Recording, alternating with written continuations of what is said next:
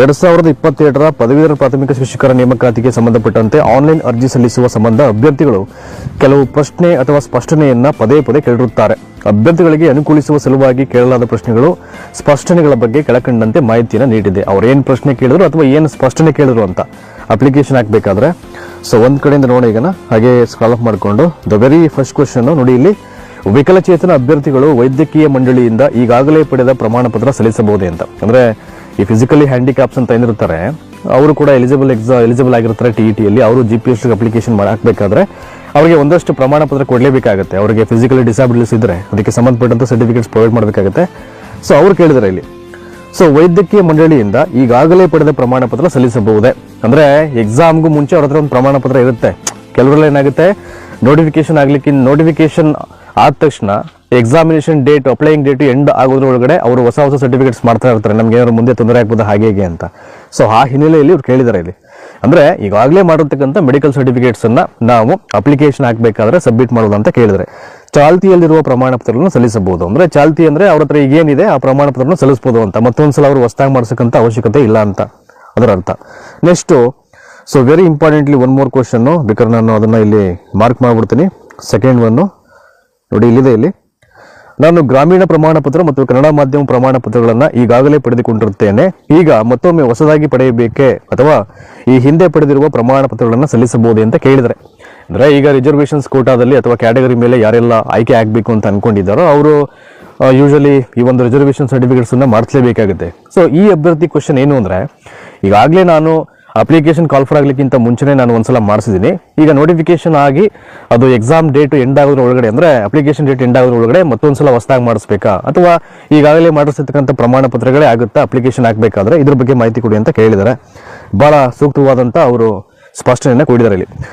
ಈಗಾಗಲೇ ಪಡೆದುಕೊಂಡಿರುವ ಪ್ರಮಾಣ ಪತ್ರಗಳನ್ನು ಸಲ್ಲಿಸಬಹುದು, ಆದರೆ ಸಂಬಂಧಪಟ್ಟ ಶಾಲಾ ಮುಖ್ಯೋಪಾಧ್ಯಾಯರಿಂದ ಪಡೆದ ಪ್ರಮಾಣ ಪತ್ರಗಳಿಗೆ BEO ಕಚೇರಿಯ ಕೌಂಟರ್ ಸಹಿ ಪಡೆದಿರಬೇಕು. ಅಭ್ಯರ್ಥಿಯು ತಾನು ಆನ್ಲೈನ್ ಅರ್ಜಿ ಸಲ್ಲಿಸುವ ದಿನಾಂಕದ ಒಳಗೆ ಪಡೆದಿರಬೇಕು ಅಂತ. ನೀವು ಮುಂಚೆ ಮಾಡಿಸಿದ್ರೆ ಆಗುತ್ತೆ, ಬಟ್ ಏನಪ್ಪಾ ಅಂದ್ರೆ ಪ್ರತಿಯೊಂದು ಪ್ರಮಾಣ ಪತ್ರಗಳಲ್ಲೂ ಆಯಾ ಶಾಲೆಯ ಮುಖ್ಯ ಶಿಕ್ಷಕರ ಸಹಿ ಆಗಿರಬೇಕು, ಆ ಶಾಲೆಯ ಸೀಲ್ ಇರಬೇಕು. ಹಾಗೆಯೇ ಆ ಶಾಲೆ ವ್ಯಾಪ್ತಿಗೆ ಬರತಕ್ಕಂಥ ತಾಲೂಕಿನ ಕ್ಷೇತ್ರ ಶಿಕ್ಷಣಾಧಿಕಾರಿಗಳ ಸಹಿ ಮತ್ತೆ ಆ ಒಂದು ಆಫೀಸ್ ಅಂದ್ರೆ ಅವರ ಕಚೇರಿಯ ಒಂದು ಸೀಲ್ ಆಗಿರಬೇಕು. ಅಂದ್ರೆ ಕ್ಷೇತ್ರ ಶಿಕ್ಷಣಾಧಿಕಾರಿಗಳು ನಂಜನಗೂಡು ತಾಲೂಕು ಅಥವಾ ಮತ್ತೊಂದು ತಾಲೂಕು, ಅದಕ್ಕೆ ಸಂಬಂಧಪಟ್ಟ ಸೀಲ್ ಇದ್ದೇ ಇರುತ್ತೆ. ಅದನ್ನ ಅಥೆಂಟಿಕೇಟ್ ಆಗಿ ದೃಢೀಕರಣ ಮಾಡಿ ಇಟ್ಕೊಂಡಿರ್ಬೇಕು. ಅದು ಹಳೇದೇ ಆಗುತ್ತೆ ಅಂತ ಇಲ್ಲಿ ಅದರ ಅರ್ಥ. ನೆಕ್ಸ್ಟ್ ಒನ್ ಮೋರ್ ಕ್ವಶನ್, ನಾನು ಸರ್ಕಾರಿ ನೌಕರಿಯಲ್ಲಿದ್ದೇನೆ, ಅಧಿಸೂಚನೆಯಲ್ಲಿ ನಿರಪೇಕ್ಷಣ ಪ್ರಮಾಣ ಪತ್ರವನ್ನ ಆನ್ಲೈನ್ ಅರ್ಜಿ ಸಲ್ಲಿಸುವ ದಿನಾಂಕಕ್ಕೆ ಪಡೆದುಕೊಂಡಿರಬೇಕು ಅಂತ ಇಲ್ಲಿ ಕೊಟ್ಟಿದ್ದಾರೆ. ಅಂದ್ರೆ ಸರ್ಕಾರಿ ನೌಕರಿಯಲ್ಲಿದ್ರೆ ಅವರು ಒಂದು ನಿರಪೇಕ್ಷಣ ಪ್ರಮಾಣ ಪತ್ರವನ್ನು ಪಡ್ಕೊಂಡಿರಬೇಕು ಅಂತ ಇರುತ್ತೆ. ಈಗ ಹೊಸದಾಗಿ ಅಪ್ಲಿಕೇಶನ್ ಹಾಕಬೇಕು ಅಂತ ಸರ್ಕಾರಿ ಆದೇಶದಂತೆ ಮೂಲ ದಾಖಲೆಗಳ ಪರಿಶೀಲನಾ ವೇಳೆಯಲ್ಲಿ ಸಲ್ಲಿಸಬಹುದೇ ಅಂತ. ಅಂದ್ರೆ ಅವ್ರಿಗೆ ಏನಾದ್ರು ಅಪ್ಲಿಕೇಶನ್ ಡೇಟ್ ಸ್ಟಾರ್ಟ್ ಆಗಿ ಎಂಡ್ ಆಗೋದ್ರ ಡೇಟ್ ಒಳಗಡೆ ಏನಾದ್ರು ಅವ್ರಿಗೆ ನಿರಪೇಕ್ಷಣ ಪ್ರಮಾಣ ಪತ್ರವನ್ನ ಪಡ್ಕೊಂಡು ಆನ್ಲೈನ್ ಮುಖಾಂತರ ಸಬ್ಮಿಟ್ ಮಾಡ್ಲಿಕ್ಕೆ ಆಗ್ಲಿಲ್ಲ ಅಂದ್ರೆ, ಈಗಾಗಲೇ ಇನ್ ಸರ್ವಿಸ್ ಅಲ್ಲಿ ವರ್ಕ್ ಮಾಡೋರು, ನಾವು ನೆಕ್ಸ್ಟ್ ಏನಾದ್ರು as per government rules and regulations ಆದೇಶದ ಪ್ರಕಾರ ನಮ್ಮ ಡಾಕ್ಯುಮೆಂಟ್ಸ್ ವೆರಿಫಿಕೇಶನ್ ಟೈಮಲ್ಲಿ ಏನಾದ್ರು ಈ ನಿರಪೇಕ್ಷಣ ಪ್ರಮಾಣ ಪತ್ರವನ್ನ ಸಲ್ಲಿಸಲಿಕ್ಕೆ ಅವಕಾಶ ಇದೆಯಾ ಅಂತ ಒಬ್ರು ಕೇಳಿದ್ದಾರೆ. ನೋಡಿ, ಇವರು ಸೂಕ್ತವಾದಂತಹ ಸ್ಪಷ್ಟನೆ ಕೊಟ್ಟಿದ್ದಾರೆ ಇಲಾಖೆಯವರು. ಸರ್ಕಾರಿ ನೌಕರಿಯಲ್ಲಿರುವ ಅಭ್ಯರ್ಥಿಯು ಆನ್ಲೈನ್ ಅರ್ಜಿ ಸಲ್ಲಿಸುವ ವೇಳೆ ನಿರಪೇಕ್ಷಣ ಪ್ರಮಾಣ ಪತ್ರ ಲಭ್ಯವಿದ್ದಲ್ಲಿ ನಮೂದಿಸಬಹುದು. ಇನ್ ಕೇಸ್ ಇದ್ರೆ ಅವ್ರು ನಮೂದು ಮಾಡಬಹುದು. ಮೇ ಬಿ ಅದೊಂದು ಪತ್ರದ ಯಾವುದೋ ಒಂದು ನಂಬರ್ ಏನೋ ಕೇಳ್ತಾರೆ, ಆ ಟೈಮಲ್ಲಿ ಹಾಕ್ಬೇಕಾಗುತ್ತೆ. ಇನ್ ಕೇಸ್ ಇಲ್ಲ ಅಂತಂದ್ರೆ, ನಿರಪೇಕ್ಷಣ ಪ್ರಮಾಣ ಪತ್ರ ಆನ್ಲೈನ್ ಅಪ್ಲಿಕೇಶನ್ ಹಾಕ್ಬೇಕಾದ್ರೆ ಆ ಅಭ್ಯರ್ಥಿಯ ಬಳಿ ಇಲ್ಲ ಅಂತಂದ್ರೆ 1:2 ಪರಿಶೀಲನಾ ಪಟ್ಟಿಯಲ್ಲಿ ಆಯ್ಕೆಯಾದಲ್ಲಿ ಮೂಲ ದಾಖಲೆಗಳ ಪರಿಶೀಲನೆ ವೇಳೆ ಹಾಜರುಪಡಿಸಬೇಕು. ಅವಾಗ ಅವರು ಅಪ್ಲಿಕೇಶನ್ ಟೈಮಲ್ಲಿ ಇಲ್ಲ ಅಂತ ಬಂದ್ರು ಏನು ತೊಂದರೆ ಇಲ್ಲ. 1:2 ನಲ್ಲಿ ಒಂದ್ ವೇಳೆ ಅವರು ಆಯ್ಕೆಯಾಗಿ 1:2 ನಲ್ಲಿ ಬಂದಾಗ ಅವಾಗ ಅವರು ಏನು ಮೂಲ ದಾಖಲಾತಿಗಳನ್ನ ಪರಿಶೀಲನೆ ಮಾಡ್ತಾರೆ, ಆ ಒಂದು ಸಂದರ್ಭದಲ್ಲಿ ಆ ನಿರಪೇಕ್ಷಣ ಪ್ರಮಾಣ ಪತ್ರವನ್ನ ಸಲ್ಲಿಸಬಹುದು ಅಂತ ಅವ್ರು ಹೇಳಿದ್ದಾರೆ, ಅವಕಾಶ ಇದೆ. ಈ ಬಗ್ಗೆ ಆನ್ಲೈನ್ ಅರ್ಜಿಯಲ್ಲಿ ಕಡ್ಡಾಯಗೊಳಿಸಿಲ್ಲ. ಆನ್ಲೈನ್ ಅರ್ಜಿಯಲ್ಲಿ ಇದನ್ನು ಕಂಪಲ್ಸರಿ ಏನು ಮಾಡಿಲ್ಲ. ಆನ್ಲೈನ್ ಅಪ್ಲಿಕೇಶನ್ ಹಾಕ್ಬೇಕಾದ್ರೆ ನಿರಪೇಕ್ಷಣ ಪ್ರಮಾಣ ಪತ್ರವನ್ನು ನಮೂದು ಮಾಡಬೇಕು ಅಂತ. ನೆಕ್ಸ್ಟ್ ಬಹಳ ಪ್ರಮುಖವಾಗಿ ಕ್ವಶನ್ ನಂಬರ್ 4, ಆಲ್ರೆಡಿ ಇದ್ರ ಬಗ್ಗೆ ನಾನು ಹೇಳಿದೆ. ವಾಲಂಟರಿ ಆಗಿ ಇದ್ರ ಬಗ್ಗೆ ವಿಡಿಯೋ ಮಾಡಿ ಹೇಳಿದೆ ನಾನು. ನೋಡಿ, 2A ವರ್ಗಕ್ಕೆ ಸೇರಿದಂತ ಒಬ್ಬ ಅಭ್ಯರ್ಥಿಯ ಪ್ರಶ್ನೆ ಇದು. ಅವನು ಏನ್ ಕೇಳ್ತಾ ಇದ್ದಾನೆ ಅಂದ್ರೆ, ಶಿಕ್ಷಕರ ಅರ್ಹತಾ ಪರೀಕ್ಷೆ, ಅವನು ಸ್ಟೇಟ್ TET ಅಲ್ಲ, ಇದು ಸೆಂಟ್ರಲ್ TET ಬಗ್ಗೆ ಕೇಳಿದಾನೆ. ಕೇಂದ್ರೀಯ ಶಿಕ್ಷಕರ ಅರ್ಹತಾ ಪರೀಕ್ಷೆಯಲ್ಲಿ ಆತ 2A ವರ್ಗಕ್ಕೆ ಸೇರುತ್ತಾನೆ. ಅವನು 55% ಅಂಕಗಳೊಂದಿಗೆ ಅರ್ಹತೆಯನ್ನು ಪಡೆದಿರುತ್ತೇನೆ ಅಂತ ಹೇಳಿದ್ದಾನೆ. ಅವನು ಸ್ಕೋರ್ ಮಾಡಿರೋದು CTET-ಯಲ್ಲಿ 55%. ನಾನು CTET-ಯಲ್ಲಿ 55 ಸ್ಕೋರ್ ಮಾಡಿದೀನಿ, ನನಗೆ GPST ರಲ್ಲಿ ಅವಕಾಶ ಇದೆಯಾ, ಅಪ್ಲೈ ಮಾಡ್ಬೋದು ಅಂತ ಕೇಳಿದಾನೆ. ಇಲ್ಲಿ ಕ್ಲಿಯರ್ ಕಟ್ ಆಗಿ ಹೇಳಿದಾರೆ ಇಲಾಖೆಯವರು, ಯಾವುದೇ ಕಾರಣಕ್ಕೂ ಹಂಗೆಲ್ಲ ಅವಕಾಶ ಇರಲ್ಲ. ಸ್ಟೇಟ್ TET ಏನು ಮಾನದಂಡ ಇರುತ್ತೆ ಅಷ್ಟು ಪರ್ಸೆಂಟ್ ಎಲಿಜಿಬಲ್ ಎಕ್ಸಾಮ್ ಗೇನ್ ಮಾಡಿರಲೇಬೇಕು. ಅದಕ್ಕಿಂತ ಕಡಿಮೆ ಮಾಡಿದ್ರೆ ಅವರು ಎಲಿಜಿಬಲ್ ಅಂದರೆ ಅಪ್ಲಿಕೇಶನ್ ಹಾಕಲಿಕ್ಕೆ ಎಲಿಜಿಬಲ್ ಆಗಲ್ಲ ಅಂತ. ಅವಕಾಶ ಇರಲ್ಲ. 2A 2B 3A 3B ಮತ್ತು ಸಾಮಾನ್ಯ ವರ್ಗಕ್ಕೆ ಸೇರಿದಂಥ ಅಭ್ಯರ್ಥಿಗಳು CTETಯಲ್ಲಿ ಕನಿಷ್ಠ 60ರಷ್ಟು ಅಂಕಗಳೊಂದಿಗೆ ಅರ್ಹತೆ ಪಡೆದಿರಬೇಕು. ಸೊ ಹಾಗೂ ಪರಿಶಿಷ್ಟ ಜಾತಿ, ಪರಿಶಿಷ್ಟ ವರ್ಗ, ಪ್ರವರ್ಗ 1 ಮತ್ತು ವಿಕಲಚೇತನ ಅಭ್ಯರ್ಥಿಗಳು ಕನಿಷ್ಠ 55% ಅಂಕಗಳೊಂದಿಗೆ ಅರ್ಹತೆ ಪಡೆದವರು GPT ಹುದ್ದೆಗೆ ಆನ್ಲೈನ್ನಲ್ಲಿ ಅರ್ಜಿ ಸಲ್ಲಿಸಬಹುದು. ನೋಡಿ, 55% ಬಂದರೆ CTETಯಲ್ಲಿ GPSTರಿಗೆ ಯಾರು ಆನ್ಲೈನ್ ಅಪ್ಲಿಕೇಶನ್ ಹಾಕ್ಬೋದು ನೋಡಿ. ಪರಿಶಿಷ್ಟ ಜಾತಿ, ಪರಿಶಿಷ್ಟ ವರ್ಗ ಮತ್ತು ಪ್ರವರ್ಗ 1. ಆದರೆ 2A 2B 3A 3B ಮತ್ತು ಸಾಮಾನ್ಯ ವರ್ಗ ಈ ಅಭ್ಯರ್ಥಿಗಳು 60% ಸ್ಕೋರ್ ಮಾಡಿದ್ರೆ ಮಾತ್ರ ಅವರು, ಅಂದರೆ CTETಯಲ್ಲಿ 60% ಸ್ಕೋರ್ ಮಾಡಿದ್ರೆ ಮಾತ್ರ GPSTR ಒಂದು ಪರೀಕ್ಷೆಗೆ ಅವರು ಅಪ್ಲಿಕೇಶನ್ ಹಾಕಲಿಕ್ಕೆ ಅರ್ಹರು ಅಂತಕ್ಕಂಥದ್ದನ್ನು ಇಲಾಖೆಯಲ್ಲಿ ಸ್ಪಷ್ಟ ಮಾಡಿದೆ.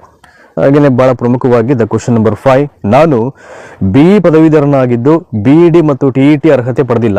ಅವನು BE ಪದವೀಧರ, BEDನೂ ಮಾಡಿಲ್ಲ, ಬಟ್ TETಯಲ್ಲಿ ಅರ್ಹತೆಯನ್ನು ಮಾಡಿಲ್ಲ. ಅವನು ಓನ್ಲಿ ಫಾರ್ BE ಕ್ವಾಲಿಫಿಕೇಶನ್ ಇಟ್ಕೊಂಡು ಕೆಲಸ ಇರತಕ್ಕಂಥ ಒಂದು ಪ್ರಶ್ನೆ ಇದು. ಪ್ರಸ್ತುತ ಕರೆದಿರ್ತಕ್ಕಂಥ ಪದವೀಧರ ಪ್ರಾಥಮಿಕ ಶಿಕ್ಷಕರ ನೇಮಕಾತಿಗೆ ಅರ್ಜಿಯನ್ನು ಸಲ್ಲಿಸಬಹುದೇ? ನಾನು BED ಮಾಡಿಲ್ಲ, TETನೂ ಆಗಿಲ್ಲ, BE ಮಾತ್ರ ಮಾಡಿದ್ದೀನಿ, ನಾನು GPSTಗೆ ಅಪ್ಲಿಕೇಶನ್ ಹಾಕ್ಬೋದು ಅಂತಕ್ಕಂಥದ್ದು ಒಂದು ಪ್ರಶ್ನೆ ಇಲ್ಲಿ. ಖಂಡಿತವಾಗ್ಲೂ ಸಾಧ್ಯ ಇಲ್ಲ. ಇಲಾಖೆಯವರು ಇಲ್ಲ ಅಂತ ಹೇಳಿದರೆ BE ಪದವಿ ಜೊತೆಗೆ ಏನು ಹೊಂದಿರಬೇಕು, ಅವನು BEd ಮಾಡಿರಬೇಕು ಅಥವಾ DLED ಮಾಡಿರಬೇಕು ಮತ್ತು TET ಪತ್ರಿಕೆ 2ರಲ್ಲಿ ಅವನು ಅರ್ಹತೆಯನ್ನು ಪಡ್ಕೊಂಡಿರಬೇಕು. ಆಗ ಮಾತ್ರ GPSTಗೆ ಅಪ್ಲಿಕೇಶನ್ ಹಾಕಲಿಕ್ಕೆ ಸಾಧ್ಯ ಆಗುತ್ತೆ. ನೆಕ್ಸ್ಟ್ ಕ್ವಶನ್ ನಂಬರ್ 6 ಅಲ್ಲಿ, ನಾನು ಸಮಾಜ ಪಾಠಗಳು ಮತ್ತು ಆಂಗ್ಲ ಭಾಷೆ ಶಿಕ್ಷಕ 2 ಹುದ್ದೆಗಳಿಗೆ ಅರ್ಹನಾಗಿದ್ದು. ಕೆಲವರೆಲ್ಲ ಎರಡು ಪೋಸ್ಟ್ಗೆ ಅರ್ಹರಾಗಿರ್ತಾರೆ, ಎರಡೂ ಇರುತ್ತೆ ಅವರಿಗೆ. ಒಂದು ಹುದ್ದೆಗೆ ಒಂದು ಜಿಲ್ಲೆಯಲ್ಲಿ ಸಮಾಜ ಪಾಠಗಳನ್ನು ಅರ್ಜಿ ಸಲ್ಲಿಸಿ. ಅಥವಾ ಯಾವ್ದಾದ್ರು ಒಂದು ಜಿಲ್ಲೆಯಲ್ಲಿ ಅವನು ಸೋಷಿಯಲ್ ಸೈನ್ಸ್ಗೆ ಅಪ್ಲಿಕೇಶನ್ ಹಾಕ್ತಾನೆ, ಮತ್ತೊಂದು ಜಿಲ್ಲೆಯಲ್ಲಿ ಅವನು ಇಂಗ್ಲೀಷ್ ಪೋಸ್ಟ್ಗೆ ಅಪ್ಲಿಕೇಶನ್ ಹಾಕ್ತಾನೆ ಅಂತ ಅನ್ಕೊಳ್ಳಿ. ಮತ್ತೊಂದು ಜಿಲ್ಲೆಯಲ್ಲಿ ಆಂಗ್ಲ ಭಾಷಾ ಹುದ್ದೆಗೆ ಅರ್ಜಿ ಸಲ್ಲಿಸಬಹುದು. ಅಂದರೆ ಎರಡೂ ಪೋಸ್ಟ್ಗೂ ಅರ್ಹರಾಗ್ತಕ್ಕಂಥ ಅಭ್ಯರ್ಥಿಗಳು ಒಂದು ಜಿಲ್ಲೆಯಲ್ಲಿ ಒಂದು ಸಬ್ಜೆಕ್ಟ್ಗೆ ಅಪ್ಲಿಕೇಶನ್ ಹಾಕಿ ಮತ್ತೊಂದು ಜಿಲ್ಲೆಯಲ್ಲಿ ಮತ್ತೊಂದು ಸಬ್ಜೆಕ್ಟ್ಗೆ ಅಪ್ಲಿಕೇಶನ್ ಆಗ್ಬೋದಾ ಅಂತ ಅವ್ರ ಪ್ರಶ್ನೆ ಇದು. ಸೊ ಇಲಾಖೆಯವರು ಯಾವುದೇ ಕಾರಣಕ್ಕೂ ಹಂಗೆಲ್ಲ ಅವಕಾಶ ಇಲ್ಲ ಅಂತ ಹೇಳಿದರೆ ಎರಡೂ ಹುದ್ದೆಗಳಿಗೆ ಏನು ಮಾಡಬೇಕು, ಒಂದೇ ಜಿಲ್ಲೆಯಲ್ಲಿ ಎಕ್ಸಾಮನ್ನು ಬರೀಬೇಕು. ಅಂದರೆ 2022 ಅಲ್ಲಿ ಆ್ಯಕ್ಚುಲಿ ಎಕ್ಸಾಮಿನೇಷನ್ ಸೆಂಟರ್ಸ್ ಎಲ್ಲ ಒಂದೇ ಮಾಡಿದ್ರು, ಒಂದೇ ಜಿಲ್ಲೆಯಲ್ಲಿ ಅವರು ಯಾವ ಜಿಲ್ಲೆಯಲ್ಲಿ ಹಾಕಿರ್ತಾರೆ ಆಯಾ ಜಿಲ್ಲೆಗಳಲ್ಲಿ ಎಕ್ಸಾಮ್ ಬರೀಬೇಕು ಅಂತ. ಅದಕ್ಕಿಂತ ಮುಂಚೆ ಅವ್ರಿಗೆ 2 ಅವಕಾಶ ಇತ್ತು ಬೇರೆ ಬೇರೆ ಜಿಲ್ಲೆಯಲ್ಲಿ, ಬಟ್ ಲಾಸ್ಟ್ ಟೈಮಲ್ಲಿ ಒಂದೇ ಜಿಲ್ಲೆಯಲ್ಲಿ ಮಾಡಿರೋದನ್ನ. ಎರಡೂ ಹುದ್ದೆಗಳಿಗೆ ಒಂದೇ ಜಿಲ್ಲೆಯಲ್ಲಿ ಪರೀಕ್ಷೆ ಬರೆಯಬೇಕು. ಕಾರಣ ಪೇಪರ್ 1 ಬಂದ್ಬಿಟ್ಟು ಎಲ್ಲ ಪತ್ರಿಕೆಗೂ ಇದು ಕಾಮನ್ ಆಗಿರುತ್ತೆ ಇದು. ಸೊ ಹಾಗಾಗಿ ಎರಡೂ ಹುದ್ದೆಗಳಿಗೆ ಒಂದೇ ಆಗಿರುತ್ತದೆ. ಆದ್ದರಿಂದ ಎರಡೂ ಹುದ್ದೆಗಳಿಗೆ ಒಂದೇ ಜಿಲ್ಲೆಯಲ್ಲಿ ಕಡ್ಡಾಯವಾಗಿ ಒಂದೇ ನೋಂದಣಿ ಸಂಖ್ಯೆ ಅಡಿಯಲ್ಲಿ ಪರೀಕ್ಷೆಯನ್ನು ಬರೆಯಬೇಕು. ಒಂದೇ ನೋಂದಣಿ ಸಂಖ್ಯೆ ಅಡಿಯಲ್ಲಿ ಪರೀಕ್ಷೆ ಬರೆಯಬೇಕು. ಇನ್ ಕೇಸ್ ಆಯ್ಕೆ ಆದರೆ ಮೆರಿಟ್ ಬೇಸ್ ಮೇಲೆ ಯಾವುದು ಸ್ಕೋರ್ ಇರುತ್ತೋ, ಟಾಪ್ ಸ್ಕೋರ್ ಅಂತ, ಆ ಒಂದು ಸ್ಕೋರ್ಗೆ ಯಾವ ಸಬ್ಜೆಕ್ಟ್ ಇರುತ್ತೋ ಅದನ್ನ ಇಲ್ಲಿ ಅವರು ಆಯ್ಕೆಯ ಪ್ರಕ್ರಿಯೆಯಲ್ಲಿ ಕನ್ಸಿಡರ್ ಮಾಡ್ತಾರೆ. ಎರಡೂ ವಿಷಯಗಳನ್ನ ಕನ್ಸಿಡರ್ ಮಾಡಲ್ಲ ಅಲ್ಲಿ. ಸೊ ಇದು ಅವ್ರಿಗೆ ಗೊತ್ತಿರಬೇಕು. ನೆಕ್ಸ್ಟ್ ಕೊನೆಯದಾಗಿ BE BSc ಪದವಿಯಲ್ಲಿ ಶಿಕ್ಷಕ ಹುದ್ದೆಗೆ ನಿಗದಿಪಡಿಸಿದ ಐಚ್ಛಿಕ ವಿಷಯವನ್ನ ಕೇವಲ 2 ವರ್ಷಗಳು ಮಾತ್ರ ಅಧ್ಯಯನ ಮಾಡಿರುತ್ತೇನೆ.